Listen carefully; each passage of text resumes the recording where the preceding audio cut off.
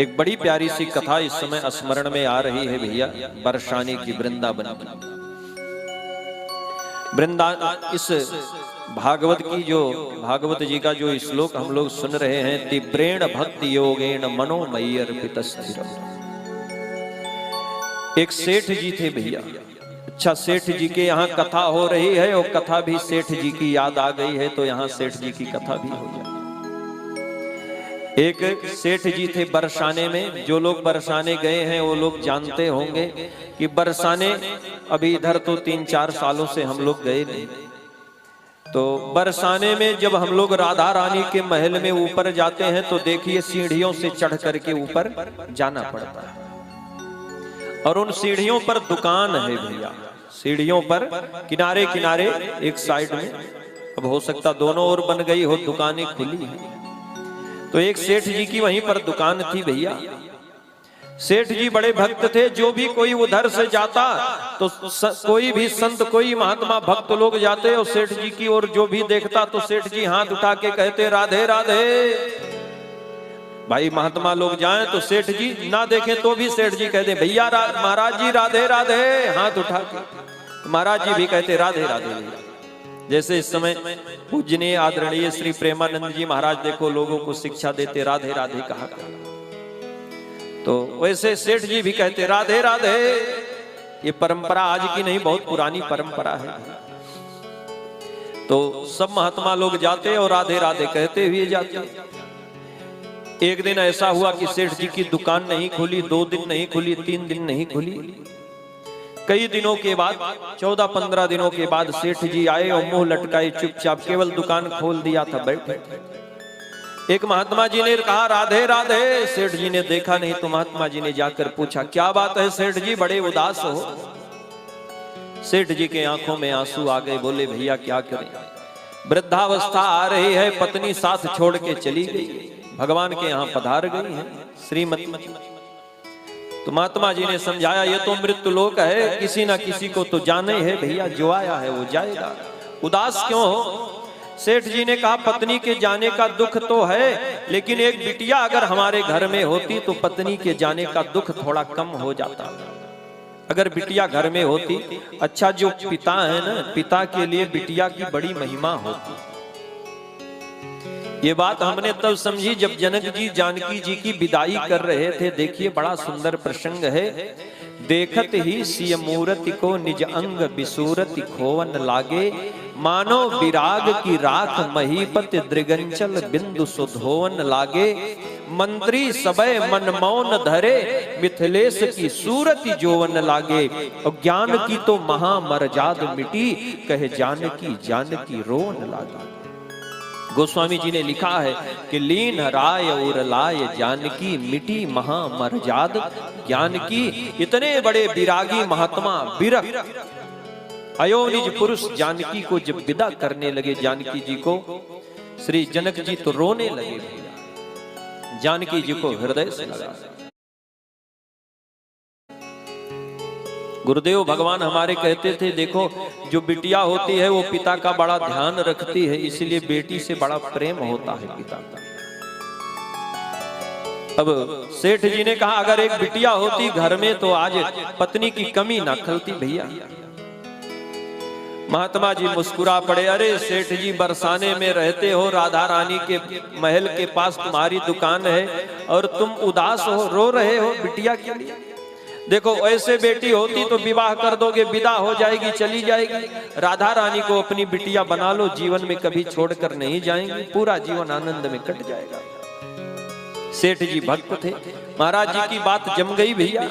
अब गए और दुकान से एक बड़ा प्यारा सा राधा रानी का चित्र लिया, खरीद करके एक छवि ली, फोटो ले आकर के जहां सोते थे अपने कमरे में लगा दिया। अब तो दिन भर राधा राधा करते भी, राधा रानी को बिटिया बना लिया। अब कोई महात्मा कोई संत चले निकले उधर गली से तो तुरंत सेठ जी हाथ उठा करके बोले महाराज जी राधे राधे। कोई पूछ लेता कैसे हो, सेठ जी बोलते बहुत मजे में हूं भैया, बहुत आनंद। अच्छा आनंद में हो? सेठ जी कहते बिल्कुल भैया, कोई समस्या नहीं है जीवन में।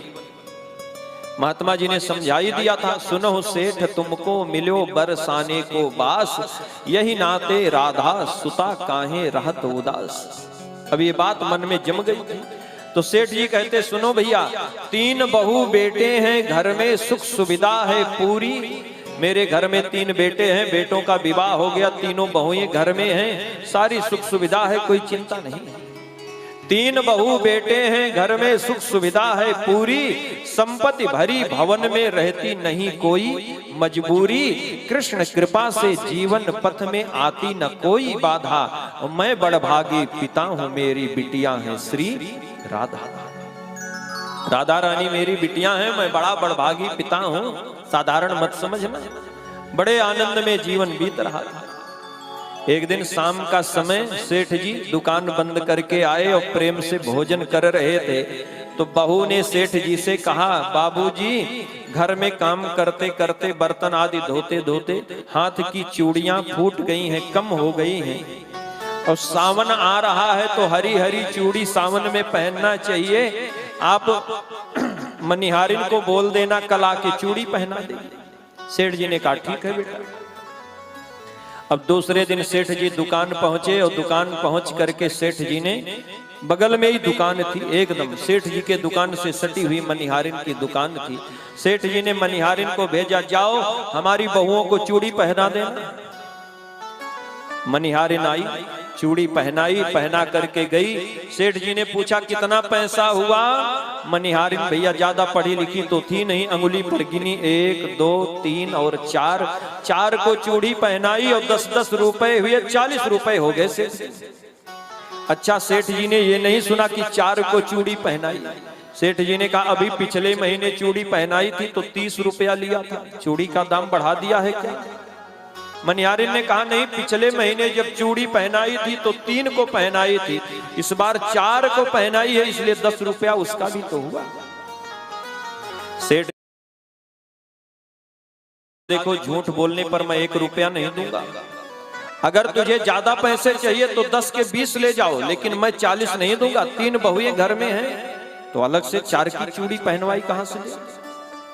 मनिहारिन ने कहा, कोई बात नहीं सेठ जी, ना आप कहीं जा रहे हैं ना मैं कहीं जा रही हूँ, घर जाके पूछ लेना शाम को, सुबह आके हमें पैसा दे देना, कल दे देना।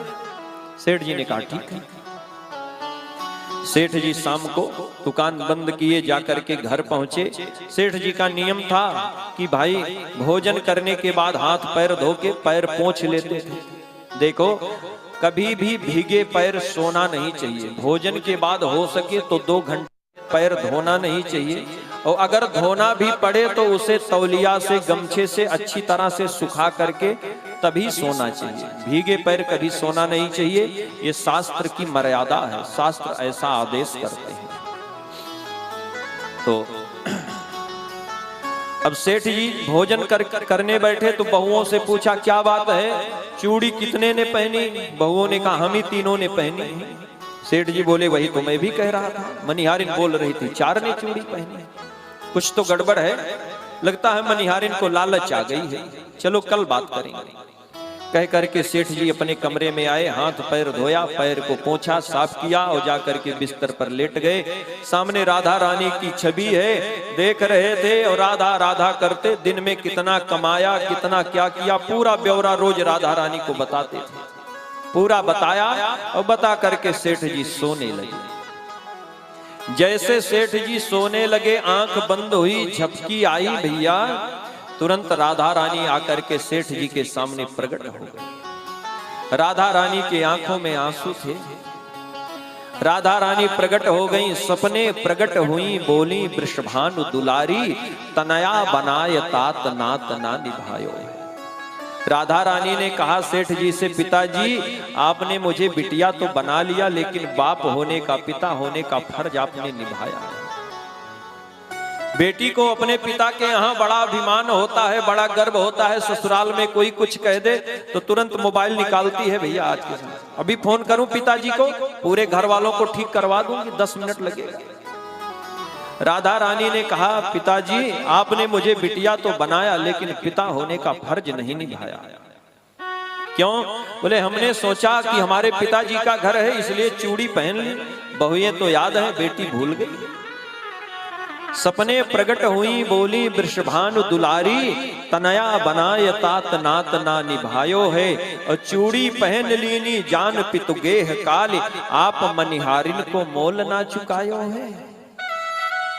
तीन बहू याद किंतु बेटी नहीं याद रही, कहत श्री राधिका को जी भरी आयो है। और ऐसी भई दूरी कहो कौन मजबूरी हाय, चार चूरी काज आज मोहि बिसरायो है। आपने केवल कुछ पैसों के लिए बिटिया को भुला दिया, भूल गए बेटी को। अब जैसे राधा रानी ने कहा तो सेठ जी की निद्रा भंग हो गई। सेठ जी भक्त थे, रोने लगे, बड़े भाव विभोर हो गए। सेठ जी रोने लगे। सेठ जी से लगा कि बड़ी गलती हो गई। जैसे सुबह हुई सेठ जी स्नान ध्यान करके दौड़ते हुए दुकान पर पहुंचे, दुकान खोला। मनिहारिन पहले से आई थी, दौड़ करके मनिहारिन के चरणों में सेठ जी गिर गए, उसके पैर को पकड़ लिया और कहने लगे धन धन भाग तेरो मनिहारिन, तेरो सो बड़ नहीं को संत महंत पुजारी। मैंने मानी सुता किंतु निज नयन नाय निहारी। और तो कर से चूड़ी पहन गई श्री वृषभानु दुलारी। बेटी की चूड़ी पहनाई ले जाऊं बलिहारी। और जन राजेश जोरी कर बिनवत छमियो चूक हमारी। मुझसे बहुत बड़ी भूल हो गई, मैं अपनी बिटिया की चूड़ी की पहनवाई देना भूल गया। तू तो तेरे जैसे कोई संत महंत पुजारी नहीं हुए, तेरे हाथ से नहीं है तो वो भी बड़ी चालाक थी भैया। ने कहा महाराज अब मैं एक पैसा नहीं लूंगी, अब मुझे तो कुछ नहीं चाहिए। क्यों? मनिहारिन ने कहा इससे बड़ा अनमोल धन तो कोई हो ही नहीं सकता। जब तो ही मिलो अमोल धन तो अब का मागत मोल। और रे मन मेरे प्रेम से श्री राधे राधे बोल। बोलिए राधा रानी सरकार की जय।